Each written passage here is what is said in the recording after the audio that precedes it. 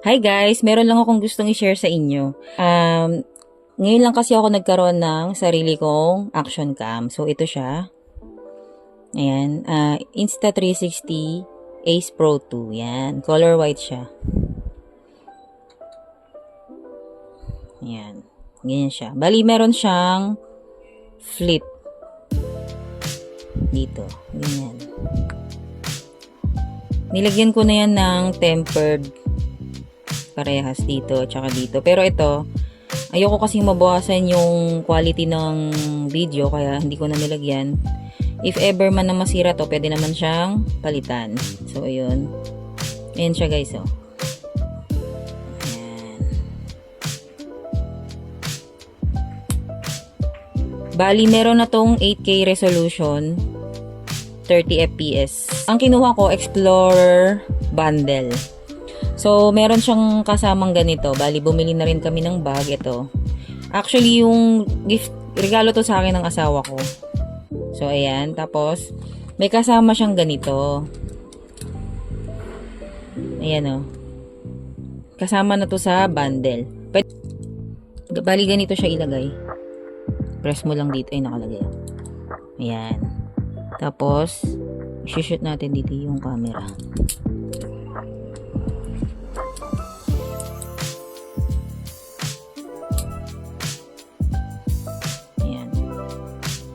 And then, ayan. Ito na yung open niya. One click lang siya, guys. Ayan. So, papakita ko sa inyo yung settings niya sa picture. Ito. Marami siyang filter na kasama na. Ayan. Standard. Vivid. Leica Natural. Leica Vivid. Leica Eternal. Leica, black and white, high contrast, retro neon, vintage vacation, NC film, NC2 film, sobrang dami niyang kasama, CC film, CC2 film, warm, film, vintage, Urban, and orange and teal. Yan, sobrang dami. Hindi ko pa nagamit lahat yan. Siguro nagamit ko pa lang itong standard, vivid, tsaka yung Leica Natural. Yan. So, try natin ang picture. Yan. See? Kasi kapag walang Explorer grip pala, medyo mahirap siyang pindutin. Parang matigas. So, pag may ganito siya, mas madali. Kaya siguro may kasama rin ganyan. You know. See? Naka-Leica Natural pala tayo. Lagay natin sa standard.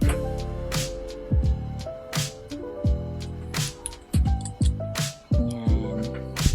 Ganito itsura niya, guys. Nag-picture. Ganyan siya. Ito yung ilalagay mo sa kamay mo. Ayan. Para safe.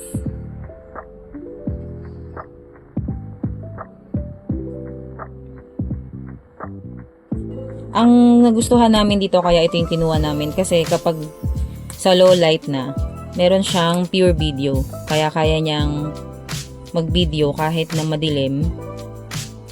So, ayun. Ito naman yung kumuha kami ng bag niya. Para in case, ito kasi bumili kami ng tripod eh. Actually, yung asawa ko yung nakakita nito. Sobrang galing nito. Mamaya papakita ko sa inyo. So, ganito lang siya. Minamagnet lang siya dito. Quick release to, guys. Ayan. Ganyan lang siya. Tapos, bumili rin kami ng ito. Ito yan sa may battery cover. Para kunwari gusto naming mag-shoot ng pa-portrait. Kasi pag ganito, landscape. And then, kapag nilagay mo to dito, pwede na siyang pa-portrait. Lagayan din kasi yan, no? Ayan, no? May lagayan siya ng quick release. Ito siya. Although, meron itong mismong camera, meron na siyang settings na pwedeng sabay yung landscape and portrait. Pero kasi, kung ikaw gusto mo portrait lang, o kaya landscape lang, pwedeng ito na. Ayan. So, ilalagay ko siya ngayon dito. Pakita ko sa inyo. Tatanggalin natin to. Sana matanggal ko, no? Ayan. Wait lang. How to remove. Yun. And then, ilalagay mo siya dito. Ito, ganun. Ito, mas madali itong ilagay kaysa dun sa isa. Yan, ganyan lang. Pagka o-open mo, ganun lang. Tapos, up. Close mo lang. Ganyan. And then, pag gusto mo ng portrait, ito. Ilalagay mo lang siya dito. Ang lakas ng magnet. Bali, yung brand niyan, Birig. Ayan. Yan. So, ganyan siya pag portrait. Although, yung settings nito, guys, meron na siyang pure frame, yata yung tawag doon. Pure frame. Kung di ako nagkakamali. Pwede na siyang sabay na yung landscape, tsaka yung portrait. Para if ever, i-edit mo siya, ikaw bahala kung, ikaw mag-decide kung gusto mong pa-portrait or pa-landscape. And ito siya. Bumili kami nito kasi nagustuhan ko dito sa tripod na to. Actually, yung asawa ko nakadiscover. Pagdating, dun lang namin nalaman na, kunwari, ayan, kabit ko muna ulit. Ayan, di ba? I-click, i-open ko siya. Dito na sa mismong tripod. Sabay nang o-open yung mismong camera. O, di ba? Ang galing. Ayan siya, guys. Ayan, naka-picture siya. So, ito yung pag gusto mo siyang i-night mode. Wait lang. Photo. Video. Yan, o. Although, meron palang, pwede palang maglipat dito. Double click mo lang to. Photo. No, photo na siya. Tapos, i-click mo ulit. Double click. Video. So, pero pag gusto mong mag pure video, ako, ginagawa ko, minamanual ko siya dito. Hindi ko lang sure kung meron siyang, kung meron siyang settings dito na pang pure video para sa, kung meron siyang itong settings na itong remote. Actually, hindi ko pa siya masyadong na-explore. Pero ito pa lang yung na-explore ko. Video. Pure video. Ayan yung pure video. Tapos, ito yung maganda sa, anong tawag nito? Sa mga low light condition. Pure video. Free frame video. Free frame pala ito. Ayan, pwedeng pa-portrait tsaka pa landscape. Sabay. Sabay na nagbi-video ng ganyan. Pwede mong, sa free video, free frame video, ayan, hanggang 4K lang siya, 60 fps. Pero kami naman kasi ginagamit namin 2.7K lang talaga kami, tas 30 fps. Yan lang lagi namin gamit. Tapos, free frame video. Video. Pure video. Ayan. Pero ang ano talaga nito, meron siyang, saan ba yung may 8K? Wait lang.